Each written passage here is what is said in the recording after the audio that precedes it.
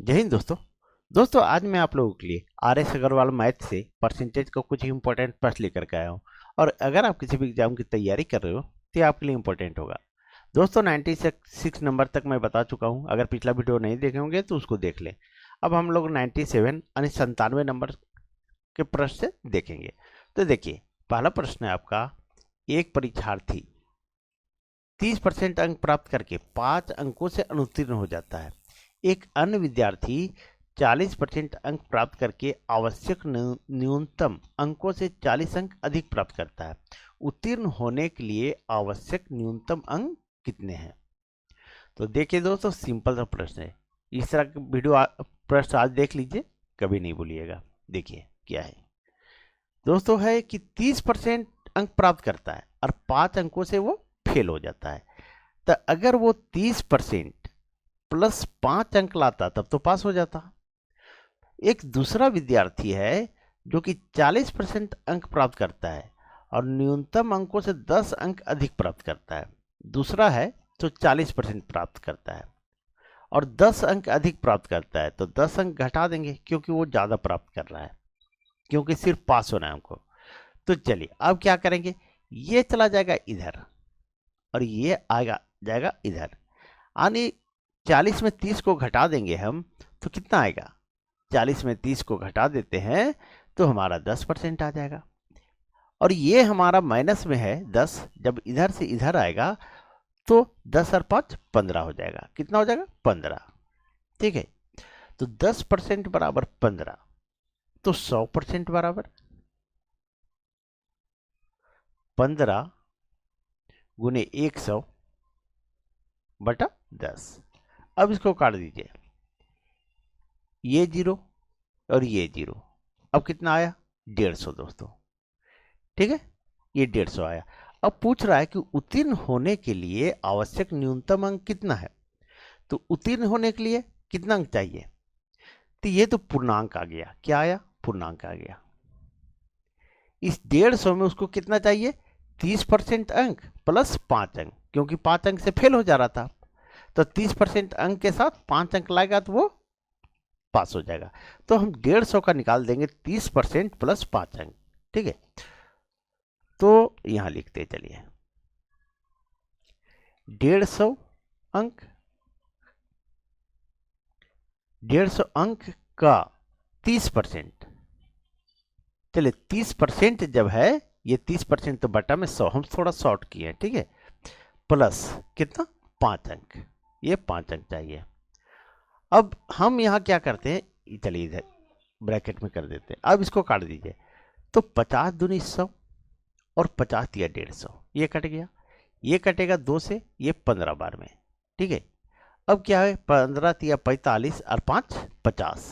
तो कितना अंक चाहिए दोस्तों? न्यूनतम अंक 50 अंक चाहिए। यही हमारा आंसर आ गया। तो सही आंसर क्या हुआ दोस्तों? तो ए नंबर हुआ। मुझे उम्मीद है दोस्तों जितने सारे लोग को समझ में आ गया होगा। चलिए आगे बढ़ते हैं। ये देखिए 15 तिया 45 की, यार ये प्लस में है। ठीक है, ये गुना मत कर दीजिएगा। तो 15 तिया 45 और 5 50, 50 अंक चाहिए। चलिए आगे बढ़ते हैं और नेक्स्ट प्रश्न को देखते हैं। अब देखिए 98 नंबर प्रश्न दोस्तों। 98 नंबर प्रश्न है आपका। एक परीक्षार्थी 30% अंक प्राप्त किए तथा वह 108 अंकों से अनुत्तीर्ण रहा, यानी फेल हो गया। 30% अंक लाया और 108 अंकों से फेल हो गया। दूसरा परीक्षार्थी 52% अंक प्राप्त किया, जो उत्तीर्ण होने के लिए आवश्यक अंकों से 24 अधिक है। उत्तीर्ण होने के लिए कम से कम कितने प्रतिशत अंक पूछ रहा है। उस समय नंबर पूछ रहा था, अबर में जो है प्रतिशत पूछ रहा है दोस्तों, कि प्रतिशत में बताइए हमको कि कितना परसेंट अंक चाहिए। तो देखिए थोड़ा सा लंबा हम करके समझा देते हैं दोस्तों, ताकि सभी लोगों को समझ में आए। 30% अंक प्राप्त किया और 108 अंकों से फेल हो गया। तो वो अगर 30% प्लस 108 अंक लाता तो वो पास हो जाता। दूसरा छात्र जो है सो 52 अंक लाया। कितना? 52% अंक लाया और उत्तीर्ण होने के लिए आवश्यक अंकों से 24 अधिक आया। तो 24 अधिक आया तो इसको घटा दीजिए 24 को। अब क्या करेंगे, ये हमारा 30 इधर जाएगा, तो प्लस से इधर जाएगा तो माइनस में हो जाएगा, और ये इधर से इधर आएगा, बराबर किधर आएगा? यानी माइनस में तो ये प्लस हो जाएगा। तो 52 में 30 घटा रहे हैं तो कितना आ जाएगा, तो 22 आ जाएगा दोस्तों, 22%। और ये 24 जब इधर आया तो 108 और 24 कितना हो गया, ये हमारे जोड़ के 132 हो जाएगा। तो 22% बराबर 132, तो 100% बराबर, क्योंकि पूर्णांक जब भी होता है तो 100%। तो 132 गुने 100 बटा 22।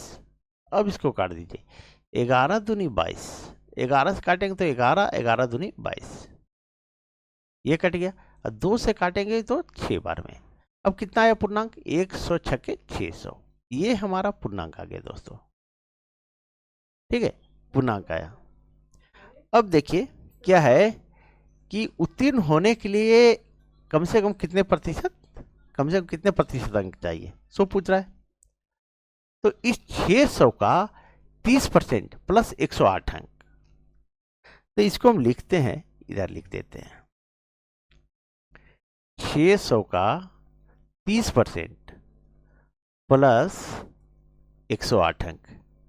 ठीक है, 30% लाता और कम लाया था 108 अंक, तो 108 अंक को जोड़ देंगे हम। तो अब क्या करेंगे, देखिए 600 गुने 30 और परसेंटेज में है तो बटा 100, इसको ब्रैकेट में कर देते हैं, प्लस 108। अब इसको काटिए, 2 जीरो और 2 जीरो। अब 3 छक 18 यानी 180 प्लस 108।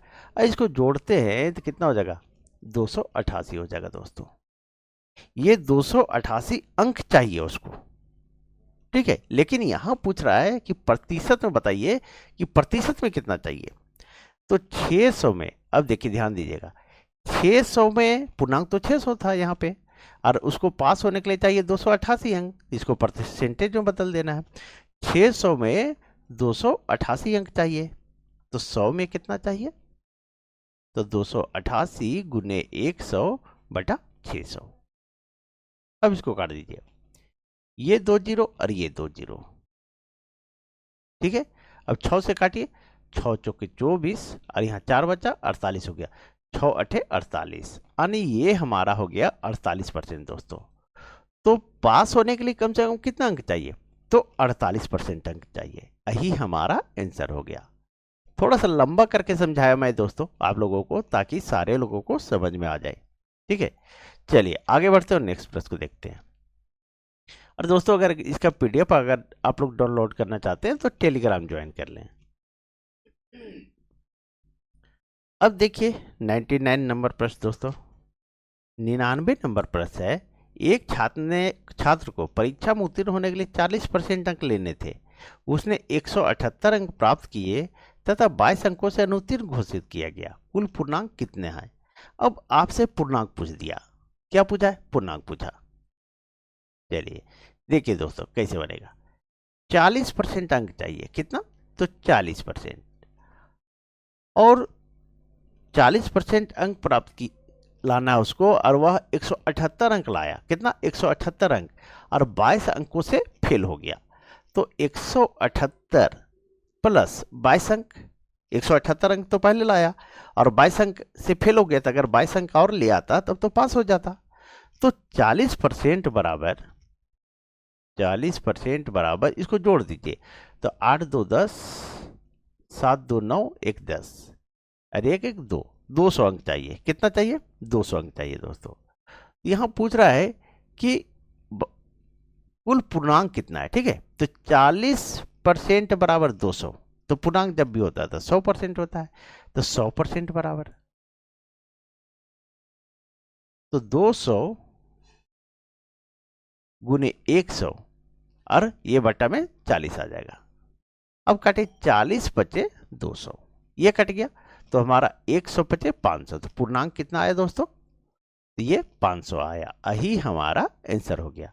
तो सही आंसर क्या हुआ, तो बी नंबर हुआ दोस्तों। चलिए आगे बढ़ते हैं और नेक्स्ट प्रश्न को देखते हैं।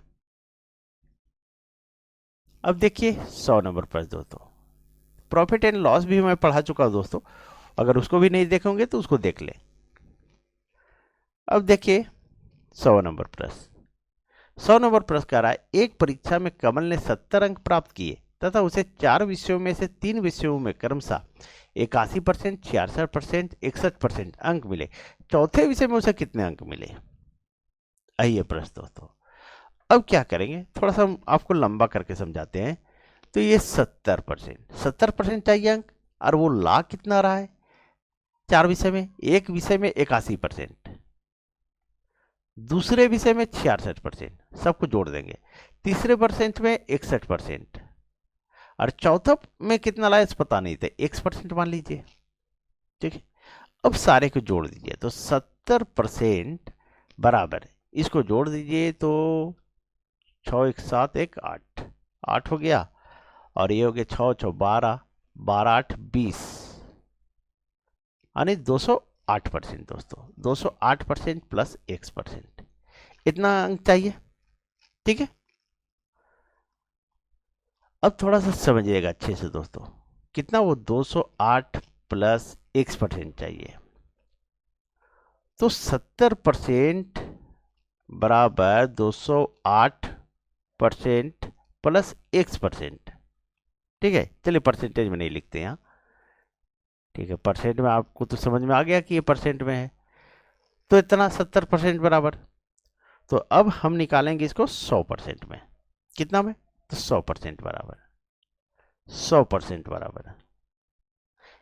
लेकिन एक चीज यहाँ ध्यान दीजिएगा, जब ये परसेंटेज में था, परसेंटेज हटाए तो यहाँ कितना आ जाएगा, तो 4 ठो में परसेंटेज है, 1 1 2 1 3 1 4, 4 ठो में परसेंटेज है, यानी 400 आएगा। कितना आएगा, 400, थोड़ा सा यहाँ शॉर्ट किए। ठीक है, 4 ठो में परसेंटेज है, इसलिए 100 सब के नीचे आएगा, तो वही हम 400 जोड़ के लिख दिए, तो 100% बराबर। तो 100% बराबर हमारा कितना हो जाएगा, थोड़ा नीचे अब कर देते हैं इसको,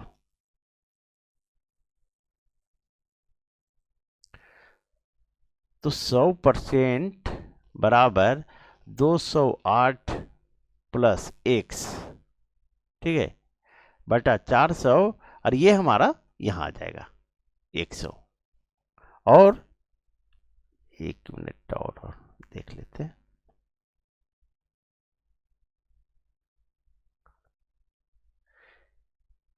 ये 70 जहां है वही है दोस्तों, इसको 70 को हटाए नहीं है, इस चीज को केयर कीजिएगा, अभी 70 को हटाए नहीं है।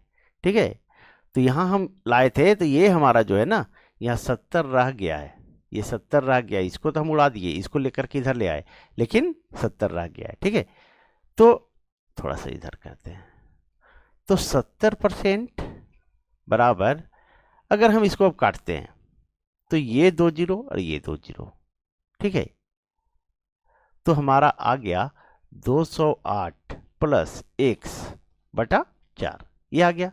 अब इसको हम तिरछा गुना करेंगे इससे।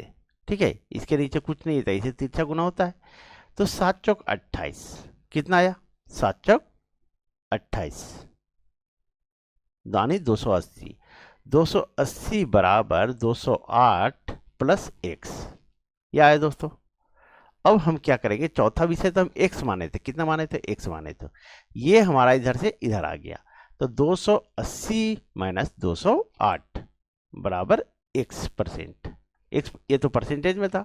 ठीक है, तो x बराबर परसेंटेज में था, तो एक हम वो तो हटा दिए थे, परसेंटेज में नहीं लिखाएगा। चलिए, तो x% बराबर, अब x% बराबर 280 में 208 को घटा दीजिए, यानी 72%, यही हमारा आंसर आ जाएगा दोस्तों।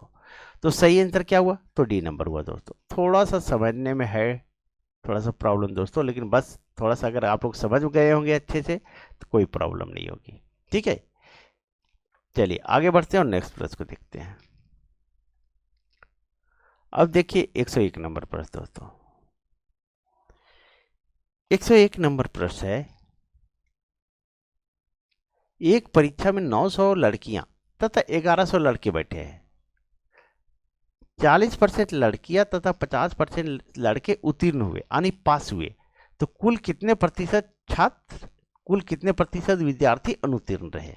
अनुत्तीर्ण रहे मतलब फेल रहे, तो कुल छात्र कितने हैं, सबसे पहले देखिए कि कुल छात्र कितने हैं, तो कुल छात्र हमारा ये 900 प्लस 1100, और जब इसको जोड़ देंगे हम तो हमारा हो जाएगा 2000, कितना हो जाएगा 2000।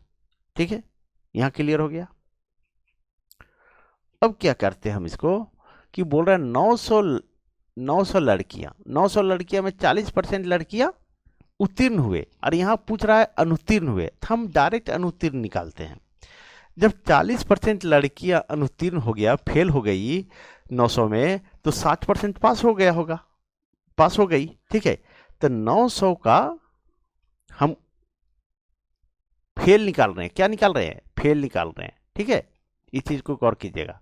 तो 900 में 40% जब लड़कियां फेल हुई तो 60% पास हुई। ठीक है, और फिर जो है 1100 लड़के में 50% लड़के उत्तीर्ण हुए। देखिए यहां उत्तीर्ण लिखा हुआ है। ठीक है, पास हुआ। तो फेल कितना हुआ?